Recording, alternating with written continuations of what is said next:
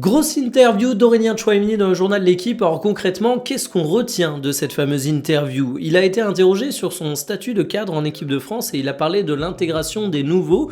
Et apparemment, elle se fait ultra facilement dans ce groupe France pour deux raisons.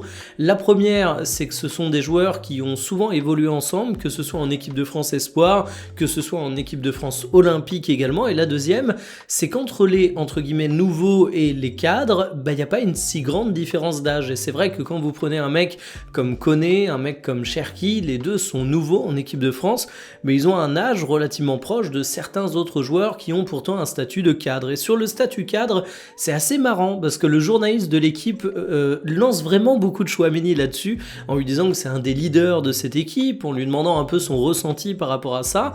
Et en fait, Tchouaméni, lui, il va jamais appuyer là-dessus. C'est pour ça que quand vous allez voir des citations sorties du contexte de cette interview, il faudra faire attention. C'est vraiment pas Tchouaméni qui se met en avant, c'est le journaliste qui le pousse à parler là-dessus.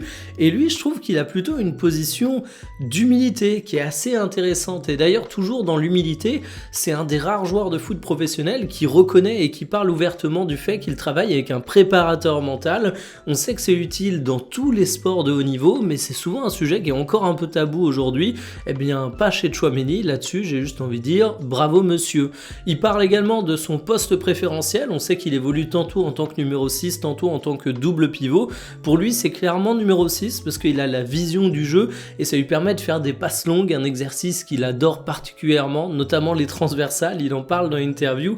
Et puis enfin, sur son rôle de manière générale, sur sa manière de pratiquer le football, c'est intéressant parce que le journaliste le lance en disant qu'il est imbougeable avec tous ses entraîneurs. Il faut avouer que Tchouaméni a toujours eu la confiance de ses coachs, mais que parfois il est critiqué. Et effectivement, là-dessus, Tchouaméni dit qu'il ne changera pas son football pour plaire au grand public et que finalement, ce qu'on lui demande, c'est d'être un milieu défensif, pas forcément un créatif. Et là-dessus, je trouve ça intéressant parce que c'est pareil, quand vous allez voir des citations tronquées, ça va peut-être paraître pour Tchouaméni, le mec prétentieux qui dit qu'il ne changera pas pour plaire, mais en réalité, le sens du propos quand tu lis l'interview, c'est plutôt il fait ce que ses coachs lui demandent, il fait ce pourquoi il est utile pour l'équipe.